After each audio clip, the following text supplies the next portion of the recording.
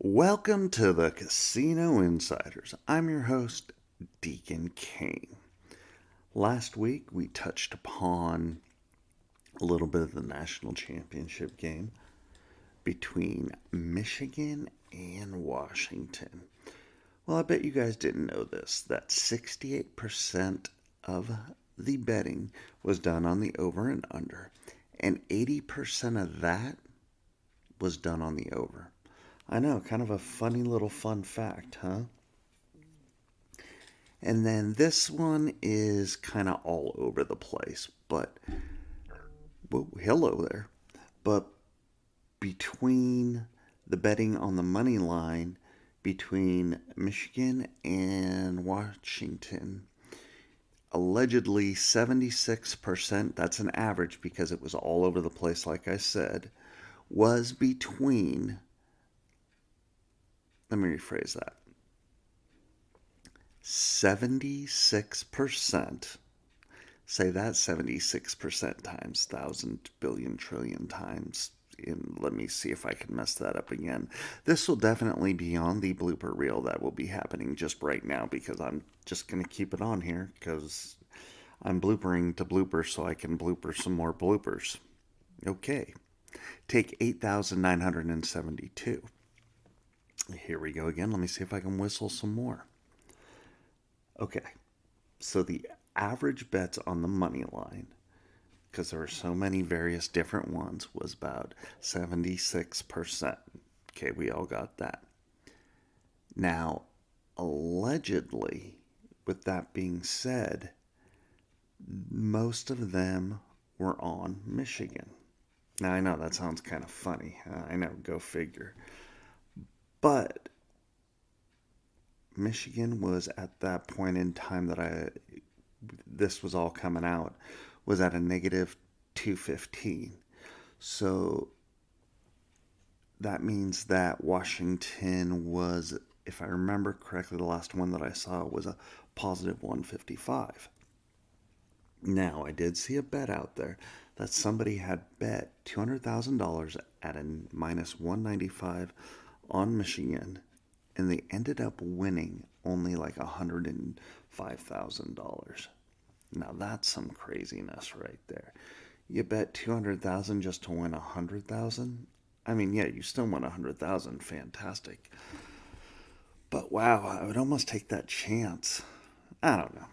But anyway, now let's go back to where what I was really trying to get at was with the over under, most of the betting, the 68% of the betting being on the over under and 80% of the people betting on the over, it ended up coming in as an under because there was 45 points total scored. So therefore that means that the casinos made out. And when I mean they made out huge. But when don't casinos make out huge? It's very rare that they don't. So kind of a little interesting perspective that I totally could not spit out and came out completely horrible, but hopefully you guys get the gist of it and we can go from there because I'm moving on. Time to move on. Moving on. Yes, I definitely am. Moving on. Okay, there we go. I also brought up my Reno trip. And I kind of had a few epiphanies, like 8,922. Not 23, but 22. And one of the big epiphanies that I had was I was playing Pai Gow, and it was at the El Dorado. And I was up. And I mean, I was doing pretty darn good, right? And I had just won like a $4,000 ace high, ace high, the dealer, and I was pretty pumped because I had a pretty good sized bet. We won't say how much, but it was like 40 to 1 odds, so I was pretty pumped, really pumped, we'll just say that. And the funny thing in regards to that was I was not happy. And since I wasn't happy, it seemed like I wanted more. And if you guys remember way, way, way, way back when, probably about 8 or 9, 10 episodes ago, we talked about the frenzy. And I was in it. I was really in it because no dollar amount was gonna allow me to be happy, I felt like, at that point in time. So I was up, I don't know, we'll say 5 grand, somewhere crazy like that. And with me being up that much money, you would have thought that I would have just walked away, especially after this. You ready? They changed dealers. And the first hand that this dealer bets, there's 3 of us playing, okay? Everybody at the table gets a straight and a decent kicker, obviously, but the dealer beats all of us. All of us, mind you, by 1 card. Now, is that a fluke? Is that craziness? Is that, I don't know, but beats us all. Now, I'm sitting here and I look at this. Now, a normal human being would get up and be like, stick a fork in me. I'm done, right? Well, being in this frenzy, what do? I'm a dumbass. Yep, I'll admit it, I'm a dumbass. I'm like, yeah, I'm not happy with being up however much I was at that point in time. I'm like, I'm going to stay because I can beat this dealer. Well, I proceeded to lose my arse. Yep, in other words, I got my dick handed to me. Oh, yeah. So, was I happy? No, not at all. Was I happy that I was winning? Obviously not, because it wasn't enough. So, this brings up a great point and a great topic that we're always like to bring up and is always near and dear to our hearts. You know, if you do have a gambling problem, please get help. Call 1-800-GAMBLER. There's always somebody there to help you out, talk to you, do what they can to make sure that you do not mess things up even further more than you already had. Fortunately, I was able to play out in the casino's money, so I did not have to, you know, delve into other things. But I can see where the frenzy comes in because enough isn't enough at times. And you always want more. If I would have won 8,000, that wouldn't have been enough. If I would have won 20,000, that would not have been enough. And I can see where that comes in and where that hits and why that happens and how that happens. I have never had that happen before, so that was kind of interesting. And that was at the Eldorado. And I knew better. Just a dumbass. That's bad on me. Anyway, but now let's talk about some really fun stuff, really good things. 10-hour train ride was actually pretty cool, pretty chill. I had a roomette to myself on Amtrak. Hey, thanks Amtrak. That was a lot of fun. Had a good time. Um, total total chill. You guys are pretty freaking awesome, I gotta say. I don't know how you guys do that long, that period of time, that shaking, that whole thing, but you guys are pretty awesome and stay so positive, so nice, so sweet. I think the airlines need to take some notes and get some lessons from you. But anyway, so going through the Sierras, seeing all the snow and all that kind of good stuff, that was pretty cool, by the way. You guys need to check that out. Do that if you get that opportunity. So here we go. So there's this new casino in Reno. And everybody knows that I love the Silver Legacy. It's a cool little place. I have a good time. I try and stay there a lot. And it's called the J Hotel and Casino. And so I went and checked it out. I'm like, hey, let's go see what it is. Why not? So it's the old Sands Hotel in Reno. And they definitely are refurbishing it. It's still in process, still trying to put some work. They're trying to modernize everything. But I gotta tell you, it was pretty sweet. I really enjoyed walking in there. The ambiance was cool. You can tell that they're still trying to work some kinks out. Walked in, got my player's card, walked over, wanted to check out the table games first, played some blackjack, really sweet dealer. Her name was, God, what was her name? Oh my God. completely brain cramped. Cannot remember her name to save my life right now. She was real sweet. And I kept screwing up because I was thinking I was playing a different blackjack game that had like six decks and all that kind of stuff. So I was making bets and doubling down. And she's like, "You can't do that on this one, honey. You got to wait till that one opens." So she was cute. She's giving me a hard time, but I was winning, doing well. And then she's all, "Well, I'm going home." So I gave her a nice little tip and then brought another guy in. And surprisingly, they changed dealers and I still kept my roll going. So I was pretty pumped. And then I just was like, you know what? It's time to go. So I went all in. They had a shuffle, and I was like, just got a weird feeling. So I bet like a grand. And told my buddy that I was with, I go, "I'm going to get a blackjack." And the dealer goes, "You think so?" And I go, "Yeah, I do." So I put $5 up for the dealer, which is always bad luck for me, but I had that good feeling. And then I bet, like I said, about a grand. Ended up winning with a blackjack, folks. A blackjack. Yep. Called it. And the dealer and the pit boss sat there and were like, "Holy shit." They literally said that and they were cracking up. They're like, "Yeah, we hadn't had anybody do that before." And just had that feeling. So I got up, walked out, and then I ended up going and playing some slots, getting some free play, went a little bit on slots. So I was pretty happy with that place. Check the J Casino out and hotel. Cool little place, nice ambiance. Staff is great. Staff's real nice. Definitely check it out. I would definitely want to see the restaurants next time we go there because we walked by with their steakhouse and it looked and smelled ridiculously phenomenal. So looking forward to that. What else? Oh, did something that I have never done before. Went to just a slot machine casino. Didn't know that they actually even had those. So excuse my ignorance here, and I know this is one of those things that I had absolutely no clue on, and it was so sweet in there. A little bit different. Staff was cool. Staff was funny, actually.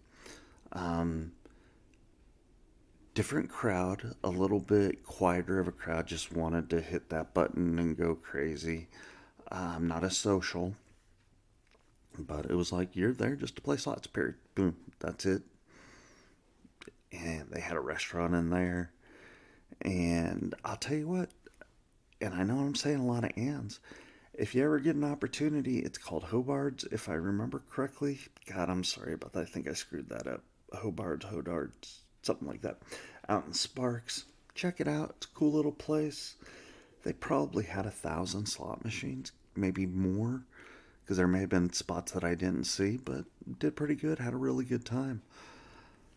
A lot of people give Reno a hard time, but I like Reno at times, especially when I'm winning, not when I'm losing.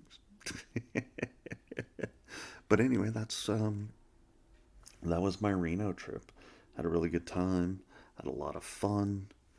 I highly recommend you get a chance to check out these two places and go and just kind of chill. Check out the ambiance. Check out the scenery.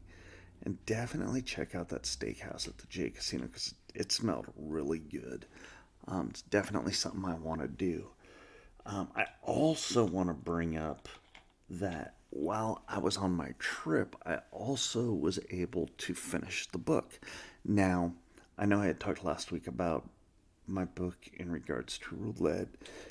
I got it out. It is up. It is on Amazon, and you can get it also on Kindle Unlimited. Okay, folks. So, Kindle Unlimited, it's free. All you gotta do is download it, read it, check it out. It's only like 80 pages, no big deal. But there are numerous different betting strategies, different names for bets, learning what the actual payouts are. There are different ways to make it so that you do win. What a lot of people don't understand is the strategy behind the game. that sometimes you have to lose to win, and people don't get that. People just think roulette, you just put here to put there so you can put here so you win. It's not about that.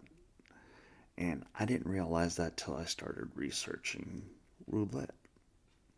So definitely check it out. I think my next book may be, it's either going to be Baccarat or Ultimate Texas Hold'em or Pai Gow. I'm not sure yet.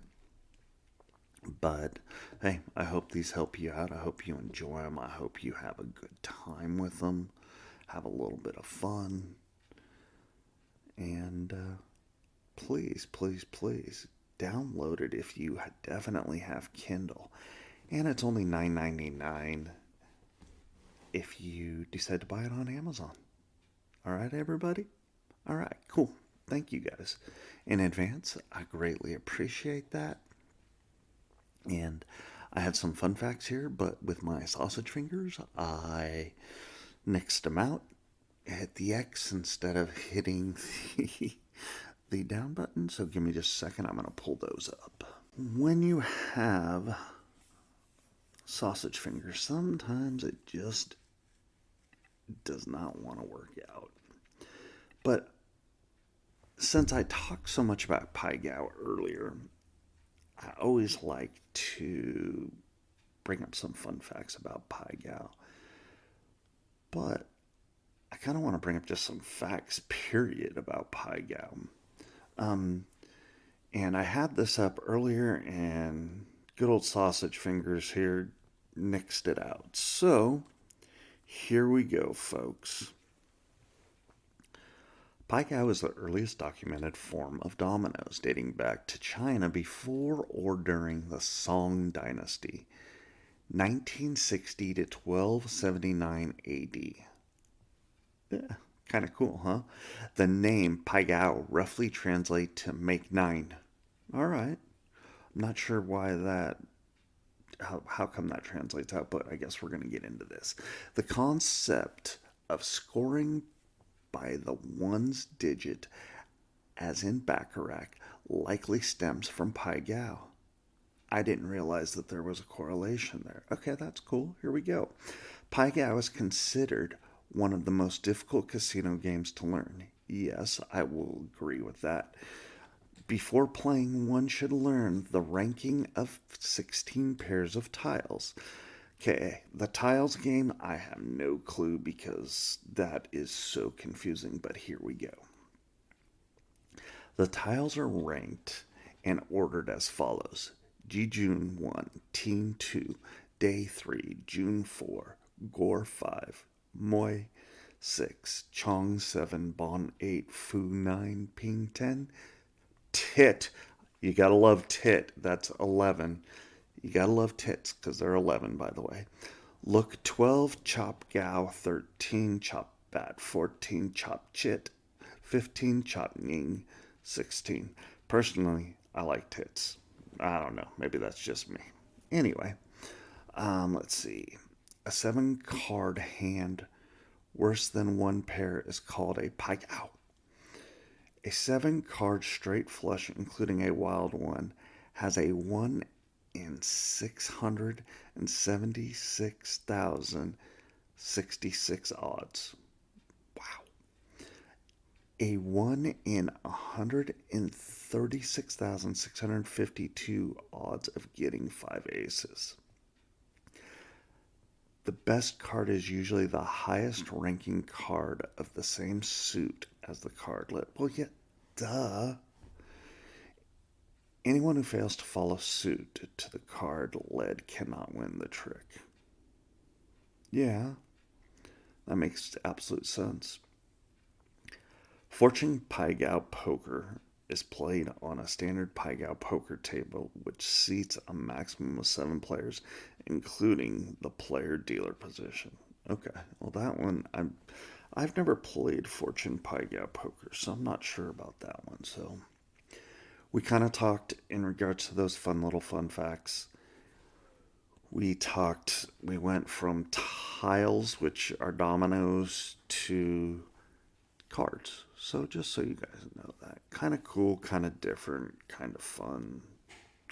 If you guys have any questions in regards to Pai Gow, please let me know. I also was going to talk about some fun facts with the wonderful roulette. As we all know, roulette is French. Roulette roulette's name means little wheel. Okay, obviously you guys all remember that there is a French and an American, and then there is a what in the world is that? The European, also known as the French roulette, only has a zero. The American has a zero and a double zero, and the what in the heck has a zero, double zero, and triple zero. Now, the casino insiders have a rating of, I don't know. I'd love to know because I'd love for you guys to give us a rating. So, on Apple Music, on Spotify, on Google, please go out there, give us a rating. Let us know what you guys think about us. Give us a review. We would definitely love to know what you guys think. And when I say we, I mean I, if you guys understand what I'm saying. But anyway, definitely check out Deuces the Shop. Don't forget the roulette book that Deacon Kane has put out. Mastering Roulette, folks. You can get it on Kindle and on Amazon. And for me, Deacon Kane, deuces.